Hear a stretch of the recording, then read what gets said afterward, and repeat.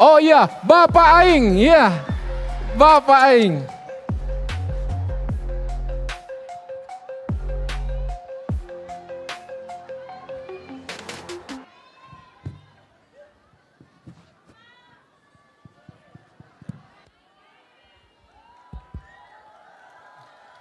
Assalamualaikum warahmatullahi wabarakatuh. Sampurasun, Salam, Om Swastiastu, Namo Buddhaya, Salam Kebajikan. Semua jamaat yang hadir pada kesempatan malam hari ini, saya menyampaikan selamat merayakan Natal. Semoga kebahagiaan, kemuliaan menyertai Anda semua. Pak Niko yang saya hormati, saya panggilnya Pak Niko saja karena itu yang populer. Dan seluruh para pimpinan gereja, saya hanya melihat dua hal saja. Yang pertama adalah Yesus terlahir di kandang domba. Apa sih maknanya dalam perspektif kebudayaan yang saya pahami? Bahwa dia dilahirkan untuk mengembala. Tradisi mengembala ini adalah tradisi kebudayaan yang dinantikan dalam kepemimpinan kebudayaan Sunda, yaitu budak angon. Ciri pemimpin sejati adalah seorang budak angon. Nih saya ngomong filsafat Sunda.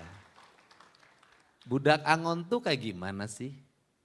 Budak angon itu adalah budak buncir, budak janggotan, itu cirinya. Budak buncir apa itu? Artinya perutnya dia kayak orang hamil. Mungkin dianggapnya penderita stunting. Buncit kayak Pak Jutek. Apa makna dari pemimpin itu yang perutnya buncit? Atau budak angon itu perutnya buncit? Atau pengembala itu perutnya buncit? Maknanya bukan perutnya yang buncit, maknanya perutnya tidak pernah lapar. Karena maknanya perutnya tidak pernah lapar, maka orang yang tidak pernah lapar akan terpercaya jadi pemimpin. Tapi orang yang selalu lapar, maka dia tidak akan pernah dipercaya. Kalau jadi pemimpin pasti dia memakan anggotanya. Kalau jadi gubernur dia memakan rakyatnya. Maka dia selalu perutnya kenyang, tidak pernah lapar. Maka janganlah Anda memilih pemimpin di antara Anda semua adalah orang yang lapar. Yang kedua adalah budak janggotan, dia punya janggut. Apa itu artinya? Dia punya sifat-sifat yang arif, dia punya sifat-sifat yang bijak, dan ciri dari semua itu, janggut itu cirinya ada di pohon. Semakin tua, semakin ratusan tahun, maka dia adalah sebagai pohon yang sangat berwibawa. Saya melihat perayaan Natal itu, saya melihat ada lambang. Lambangnya itu adalah cemara. Apa itu artinya? Kenapa cemara? Karena sangat ada perspektif Eropa. Apa artinya? Bahwa orang yang merayakan Natal itu harus dilindungi oleh pohon. Kalau ada pohon, maka dia akan terang. Maka dalam tradisi Sunda, seorang petapa itu pasti bertapa di bawah pohon. Sehingga apa sih yang menjadi pikiran saya? Yang menjadi pikiran saya hari ini dalam beragama. Kalau persoalan keyakinan pada Tuhan sudah luar biasa. Kemudian ajaran memberi pada sesama dilakukan pada setiap waktu termasuk hari ini. Sebentar lagi nambah 12 juta, nambah ya sudah nanti jadi 50 juta deh gitu loh.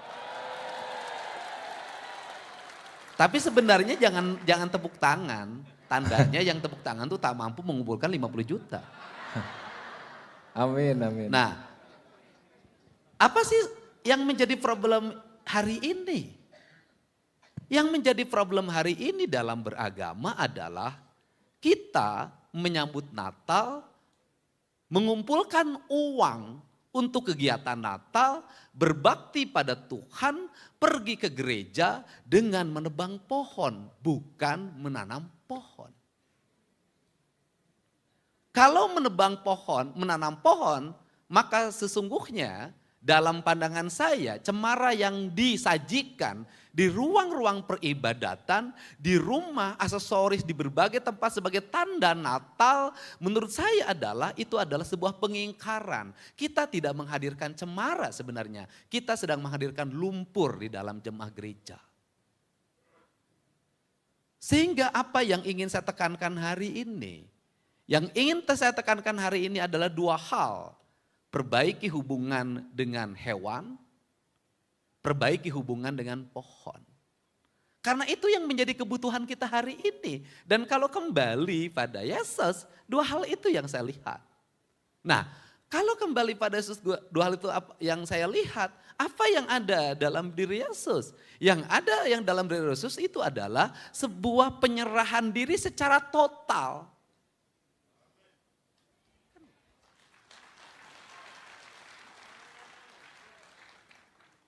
Dia sudah menyerahkan diri secara total. Itu dalam kebudayaan Sunda, itu ada tradisi sesaji. Sesaji yang tertinggi dalam tradisi Sunda itu bakakak. Yaitu ayam yang dibelah kemudian dibakar. Ciri dari bakakak itu begini, dia disalib. Dia menyerah, artinya apa?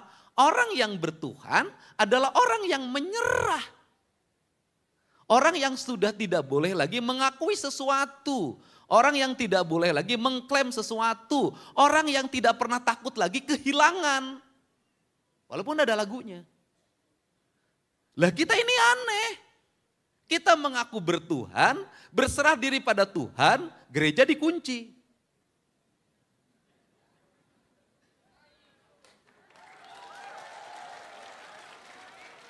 Tambah lagi pakai CCTV. Ditambah lagi pakai security.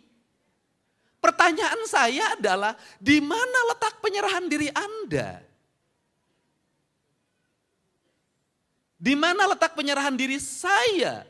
Kalau selalu dalam setiap waktu takut. Bukankah rasa takut itu tidak ada keyakinan? Orang-orang yang memiliki keyakinan tidak ada rasa takut dalam dirinya. Jangan pernah takut miskin. Jangan pernah takut tidak punya jabatan. Jangan pernah takut tidak punya duit. Saya tidak punya istri aja nggak takut.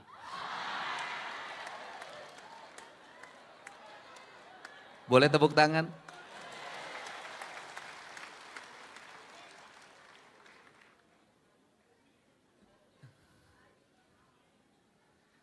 Pak Jutek, Pak Ruli tiap hari beracara, ngurusin siapa? Ngurusin orang-orang yang takut. Padahal beragama, apapun agamanya. Takut apa? Gugat waris. Takut apa lagi? Hartanya diambil orang. Takut apa lagi? Semuanya takut. Apa yang membuat pertikaian di negeri ini? Rasa takut. Kenapa orang tidak mengizinkan rumah ibadah? Takut.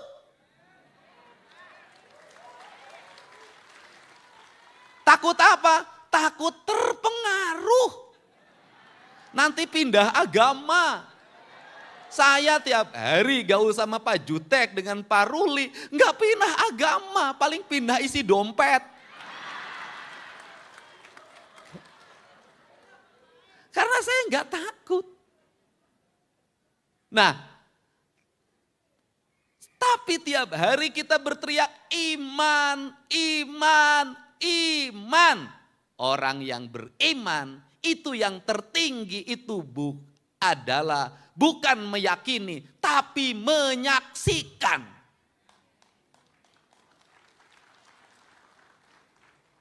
Kalau sudah menyaksikan berarti dia bersaksi. Bersaksi di pengadilan itu adalah orang yang harus melihat dan mendengar. Kalau tidak bisa melihat dan mendengar sendiri, tidak bisa menjadi saksi yang valid. Pertanyaannya adalah, hari ini kita bersaksi pada Tuhan yang kita yakini. Kalau bersaksi berarti sudah menyaksikan. Kalau sudah menyaksikan berarti dekat. Kalau sudah dekat, kenapa takut?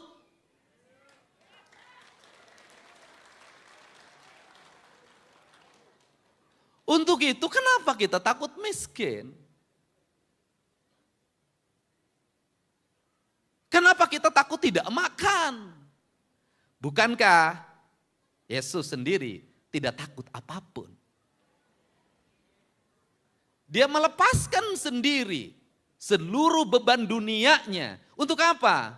Untuk mengajarkan tentang bahwa kesaksian itu harus disaksikan. Dan kesaksian itu akan lahir apabila kita merasakan.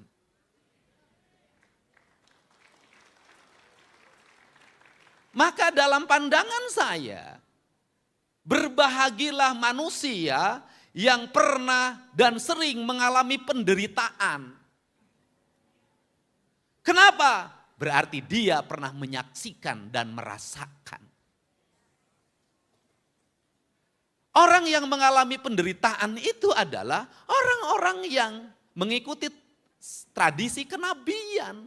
Jadi kalau Anda menjadi orang beriman, mengaku beriman, mudah tersinggung, mudah marah, gak pernah menderita, penuh rasa takut. Udahlah, jangan ngaku beriman, berimin saja. Untuk itu apa sih yang ada, pesan yang ingin saya sampaikan? Pesan saya sampaikan adalah saya ingin menceritakan tentang pesan agama di Indonesia. Agama-agama datang ke Indonesia itu menggeser sebuah keyakinan leluhurnya orang Nusantara. Leluhurnya orang Nusantara apa? Mu orang Batak, mu orang Jawa, mu orang Bugis, mu orang manapun. Mu orang Kalimantan, orang Dayak. Pasti hubungan ketuhanannya itu di dua hal. Di alam dan di leluhurnya. Orang Batak itu jadi 4 hal sekarang. Alam, leluhur, dan agama. Dipakai orang Batak semuanya.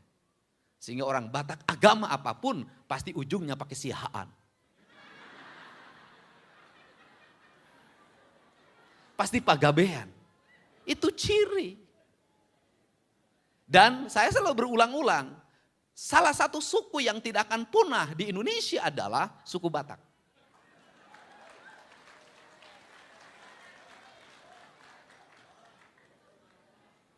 Cuman problemnya satu.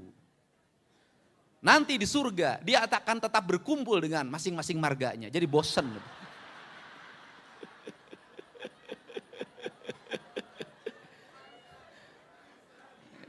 Iya, di dunia bertemu sama sihaan, di surga dengan sihaan lagi. Dan nanti yang dicari membela, itu yang pertama ditanya sukunya dulu, mana kau? Sihaan, boleh bareng sama aku. Mana kau? Nasution, sana. Ya itu canda saja. Nah, apa sih yang ingin dipesankan? Leluhur kita itu dulu, itu dianggap animis dan dinamis. Pemuja batu, pemuja pohon, pemuja batu, pemuja pohon. Memujanya gak jauh-jauh mereka. Kalau dia tinggal di gunung, yang dipuja gunungnya. Kalau dia tinggal di laut, yang dipuja lautnya. Kalau dia tinggal di lembah, yang dipuja lembahnya. Kenapa? Karena dalam perspektif berpikir mereka, saya lahir di sini, maka saya harus menghormati tempat di mana saya dilahirkan, tempat di mana saya makan. Titik, gak geser. Maka beragam. Tetapi dari animis dan dinamis itu satu. Walaupun dalam pandangan kaum agamawan mereka salah dalam bertuhan. Tetapi mereka benar dalam apa? Dalam menjaga alam dan lingkungannya. Pohonnya dihormati, batunya dihormati, mata airnya dihormati. dan masuk agama. Mengajarkan apa tentang spiritualitas pada pemahaman-pemahaman tentang ketuhanan yang langit. Membangun hubungan dengan manusia, membangun hubungan dengan alam. Tapi di perjalanannya hanya dua hal yang selalu dibicarakan. Hubungan dengan manusia dan hubungan dengan Tuhan. Yang alamnya gak pernah dibahas. Padahal apa? Padahal dalam pandangan saya justru Tuhan menitipkan kasih. Itu lewat apa? Lewat semesta. Kita tiap hari nginjak tanah. Kita tiap hari minum air. Kita tiap hari menghisap udara. Kita tiap hari menerima sinar matahari. Tiap hari itu yang menentukan hidup dan kehidupan kita. Tetapi jujur, setiap hari kita menghinakan tanah, setiap hari kita menghinakan air, setiap hari menghinakan udara, dan setiap hari kita menghinakan matahari. Apa yang terjadi? Penyakit yang tidak pernah berhenti dalam setiap waktu. Pemahaman spiritualitas kita itu menjadi dangkal. Dangkalnya apa? Kaum spiritualis seringkali terus mengalami kegelisahan dalam hidupnya. Gelisah pergi ke gereja, gelisah pergi ke gereja, gelisah pergi ke gereja. Itu yang terjadi. Kenapa ini terjadi? Lingkungan di mana Tuhan menitipkan kasih padanya, engkau abaikan dan engkau sia-siakan. Engkau lupa, kau berperang satu sama lain berebut tempat ibadah. Ingin mendirikan tempat ibadah, tapi engkau lupa bahwa alam semesta engkau campakkan, engkau hancurkan secara kolektif tanpa pernah kau bicara tentang dosa.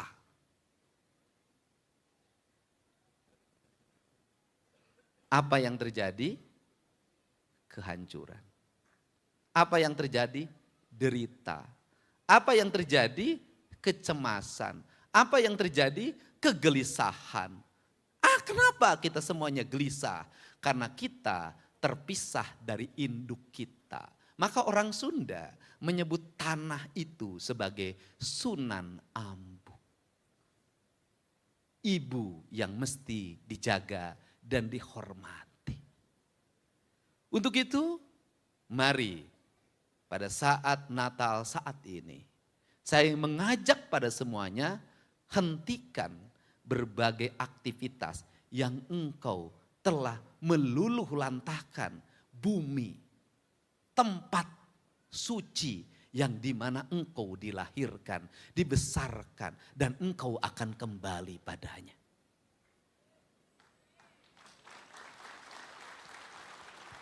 Kita kembali nanti bukan ke gereja.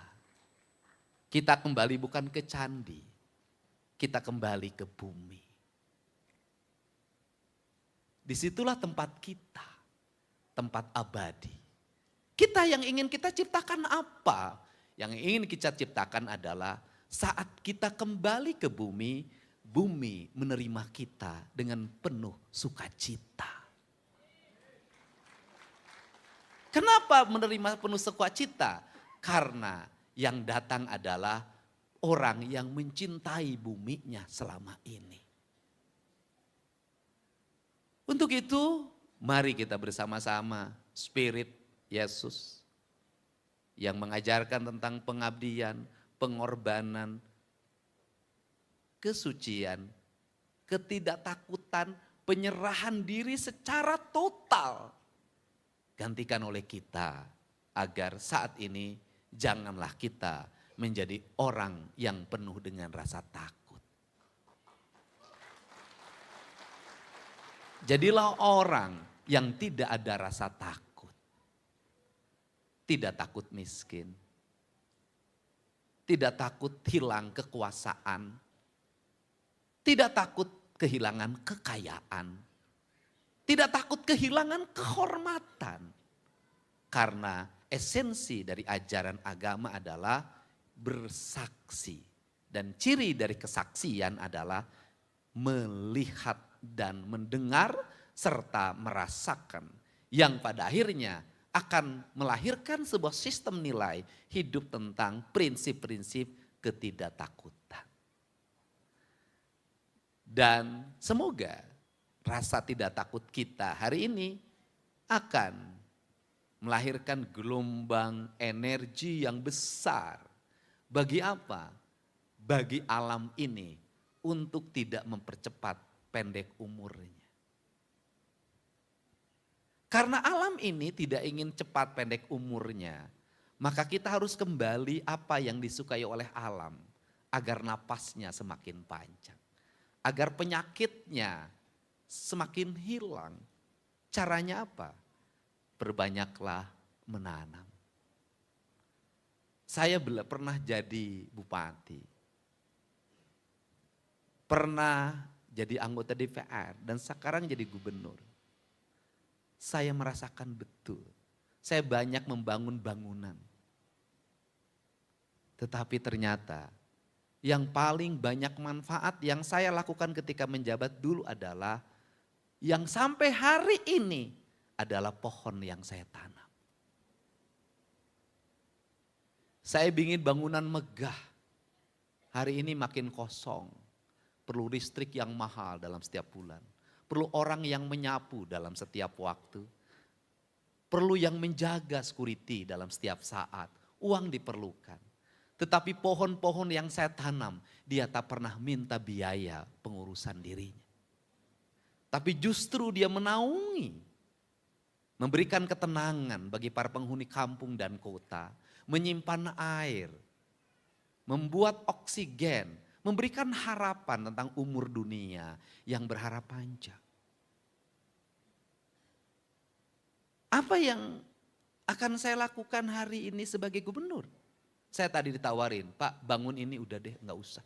Kenapa? Dari sekian bangunan yang ada di kota Bandung, tempat gedung pertunjukan segala macam begitu banyak. Kosong, semakin tidak ada penghuninya, semakin tidak ada pengisinya. Ruang-ruang pertunjukan semakin tidak ada penontonnya. Karena sudah bergeser ruangnya ke tayangan-tayangan yang ada dalam setiap hari. Toko-toko semakin sepi, mal semakin ditinggalkan oleh orang yang datang biasa. Paling hanya rojali. Karena sudah digantikan dengan semuanya serba tinggal datang ke rumah. GoFood. Gak ada. Untuk itu apa yang ingin dilakukan? Yang ingin dilakukan adalah saya tak akan membiarkan ruang kosong di Jawa Barat. Saya akan isi dengan pohon-pohon sebagai harapan kehidupan.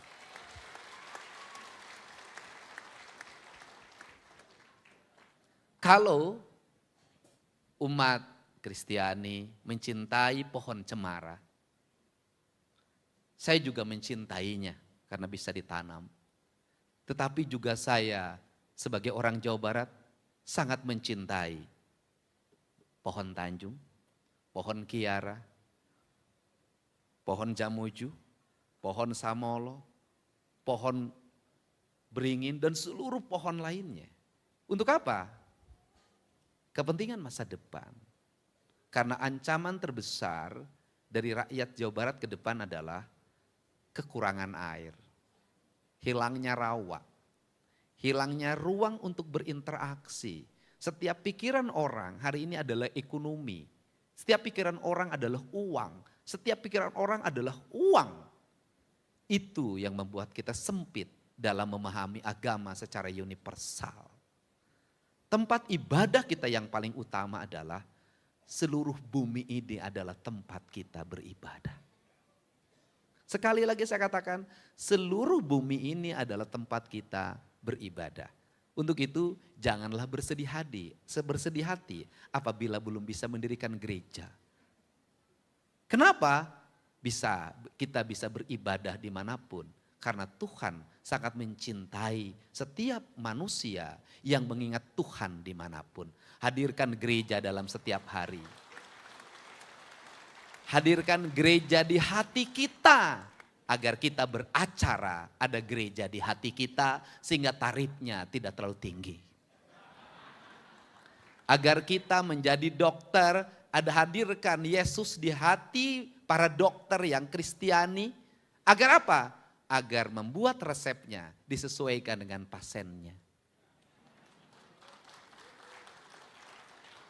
Kalau dia adalah berpenghasilan 3 juta, maka generik.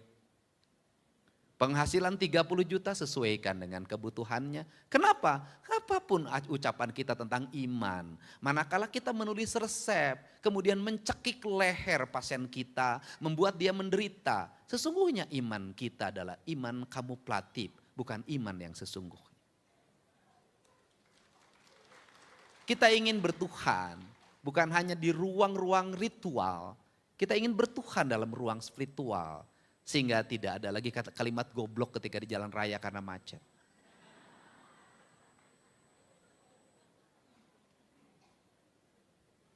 Tidak ada lagi kalimat anjing ketika keluar dari rumah kemudian melihat hamparan sampah.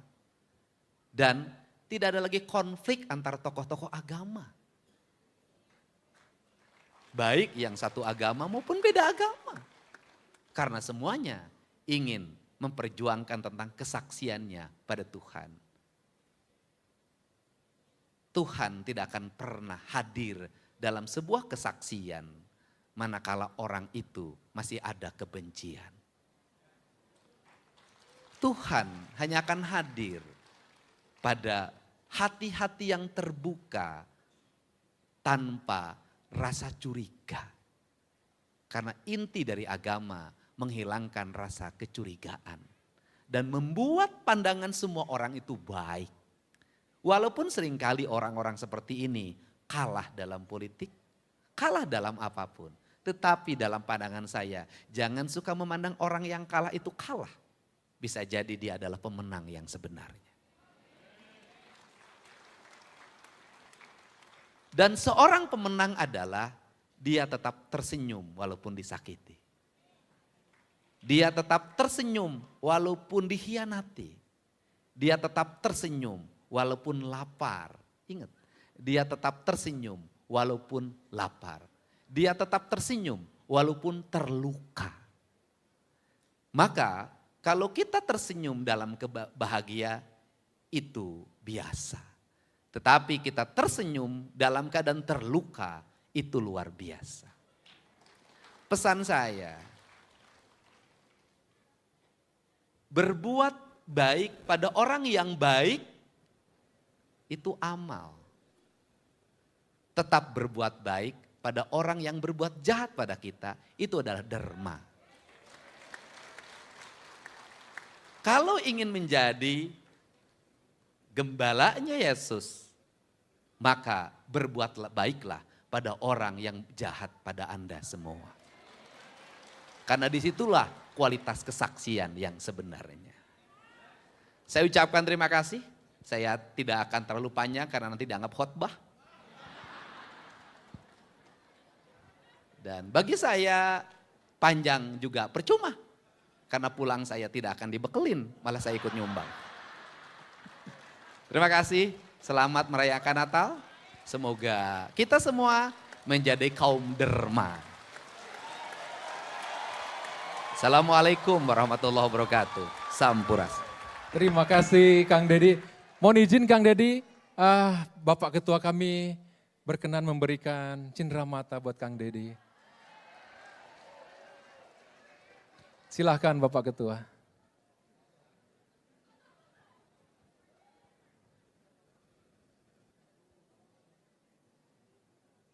Sabar ya, setelah ini foto, sabar.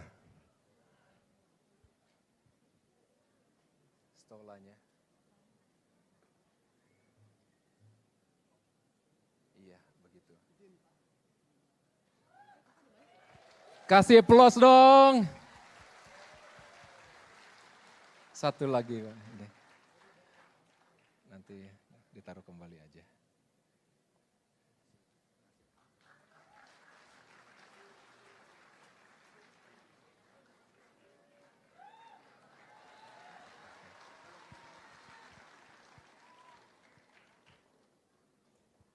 Ini gratifikasi nih.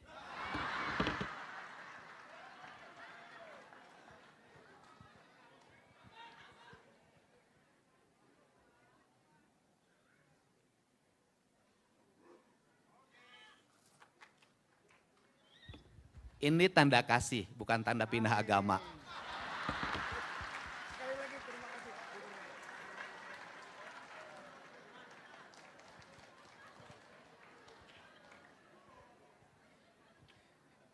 izin Kang.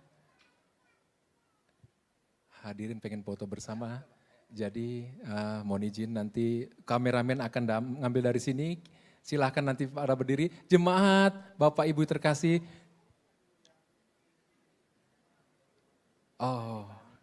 Oh boleh, ya siap. Jadi saya lupa tadi.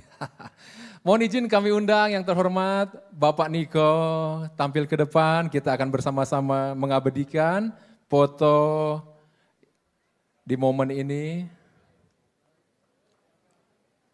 Bapak Ketua Panitia, Bapak Bob Foster, Bapak Pendeta.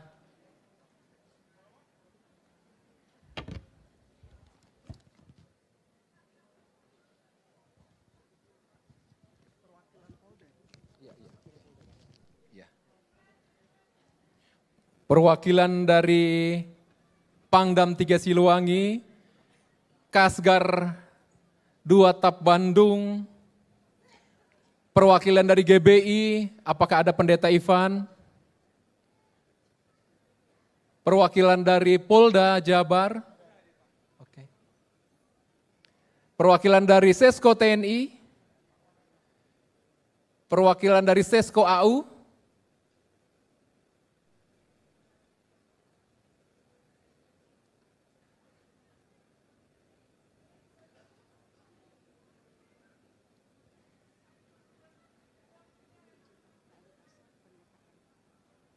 Bapak Pendeta Erik,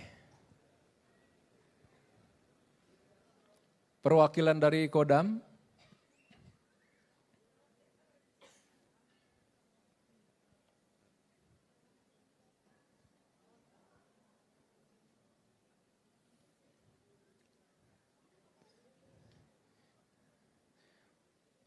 orang tua Kasat Bapak Simban Juntak, apakah berkenan ke atas? Kita kasih aplaus dulu. Hati-hati Opung.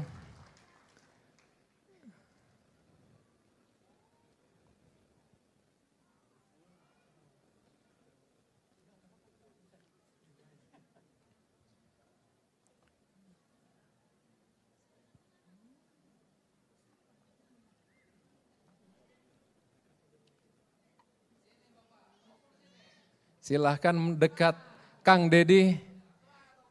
Kameramen siap, silahkan diabadikan.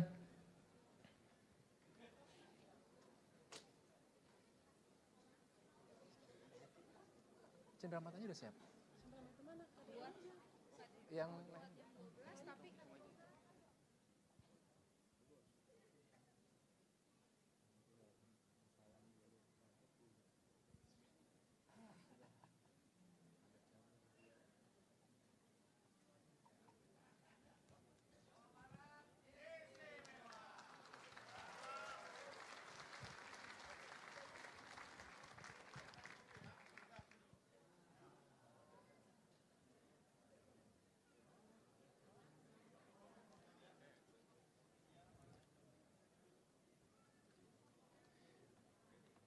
sesi selanjutnya akan diambil dari atas ke jemaat sekalian sehingga semuanya dapat terfoto. Silahkan kameramen ke atas. Hati-hati Pak. Hati-hati. Oh iya Opung 80 lebih.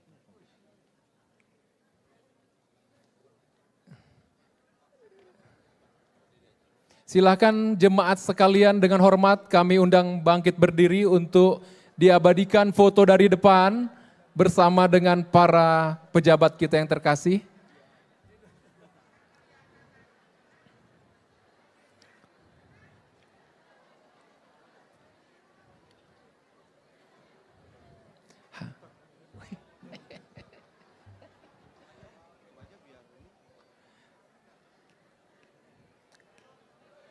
Kita akan hitung ya.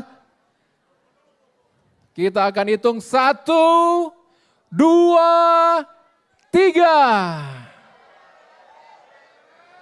Sekali lagi. Jabar.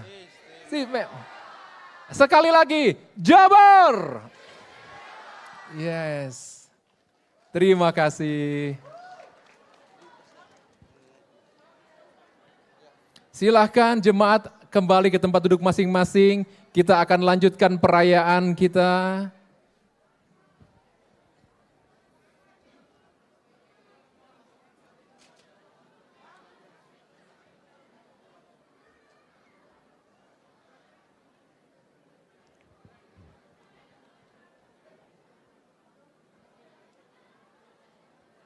Persiapan tari yang kemarin itu, yang malaikat, tapi sebelum mereka persiapan saya panggil Tajen satu lagu, biar mereka siap.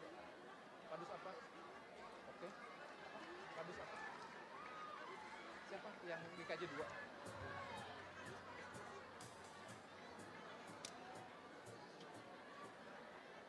Kalau ini Tajen bisa satu lagu lagi untuk mempersiapkan Padus. Oh, oke.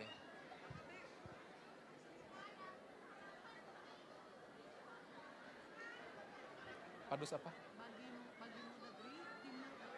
Habis itu?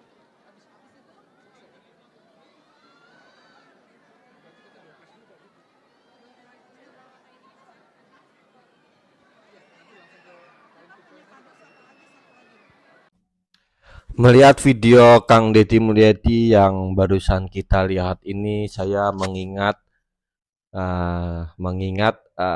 Gus Dur ya, calon apa namanya mantan Presiden Republik Indonesia ya, Kiai Haji Abdurrahman Wahid atau dikenal sebagai Gus Dur ya.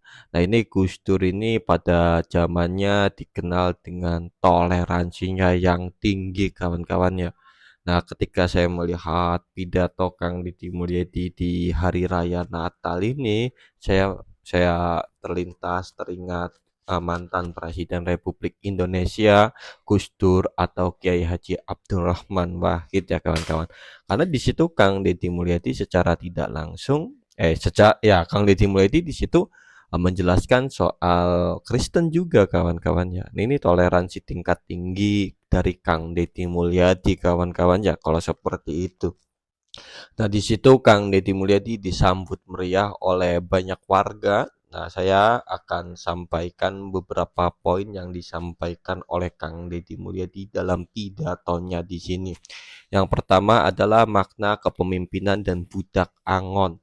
Kang Deddy Mulyadi mengaitkan kelahiran Yesus di kandang domba dengan filsafat Sunda tentang budak angon, pengembala. Pemimpin sejati adalah sosok yang perutnya tidak pernah lapar, sudah selesai dengan urusan dirinya sendiri, sehingga tidak akan merugikan atau memanfaatkan rakyatnya, serta memiliki kearifan seperti pohon tua yang berwibawa.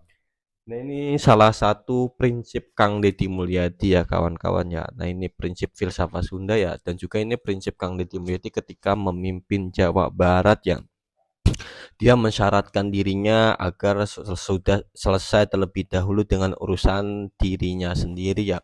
Agar ketika Kang Deddy Mulyadi menjabat sebagai pejabat tidak ada yang namanya korupsi dan lain sebagainya. Makanya wajar ketika kita melihat banyak sekali para pejabat korupsi. Nah itu kalau kita lihat dari poin yang pertama yang disampaikan oleh Kang Deddy Mulyadi, karena mereka itu belum selesai dengan perutnya ya, tentang soal perutnya sendiri ya. Makanya ya kalau ada uang ya gitulah dikorupsi ya. Hubungan manusia dengan alam. Kang Deddy Mulyadi mengkritik perayaan yang mengabaikan kelestarian lingkungan seperti menghadirkan pohon cemara sebagai dekorasi tanpa diimbangi dengan menanam pohon. Kang Deddy Mulyadi menegaskan pentingnya menjaga alam semesta karena Tuhan menitipkan kasihnya lewat semesta. Sebagai gubernur, Kang Deddy Mulyadi berkomitmen untuk memprioritaskan penanaman pohon di ruang kosong Jawa Barat daripada membangun gedung megah yang minim manfaat. Nah ini juga Kang Deddy Mulyadi mengkritik tradisi Kristen, agama Kristen ketika hari Natal ya. Boleh-boleh saja mengambil pohon untuk merayakan hari Natal, tapi dibarengi dengan menanam pohon. Karena Nah, kalau misalkan ya diambil aja tanpa adanya penanaman, nanti hutannya gundul. Kalau hutannya gundul berarti alamnya rusak. Kalau alamnya rusak berarti kita tidak amanah mengemban titipan Tuhan. Nah, itu yang disampaikan Kang Deddy Mulyadi ya. Terus selanjutnya penyerahan diri total dan menghilangkan rasa takut. Beragama yang sesungguhnya berarti terserah diri secara total kepada Tuhan. Kang Deddy Mulyadi menyentil rasa takut manusia yang masih tinggi, seperti ketakutan akan miskin, kehilangan jabatan, hingga ketakutan yang memicu penolakan rumah ibadah orang lain.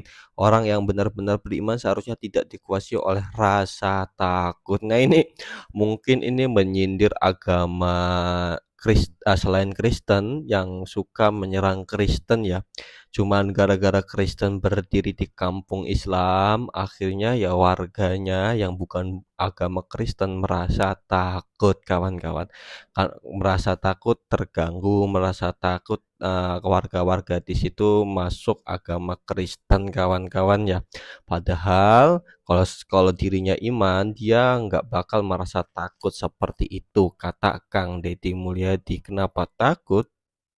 Kebenaran ada di kita. Ya, kurang lebihnya seperti itulah. Berarti kurang iman orang yang takut itu, kata Kang Deddy Mulyadi. Esensi iman sebagai kesaksian. Tingkatan iman tertinggi bukan sekadar meyakini, melainkan menyaksikan dan merasakan kehadiran Tuhan secara langsung dalam kehidupan.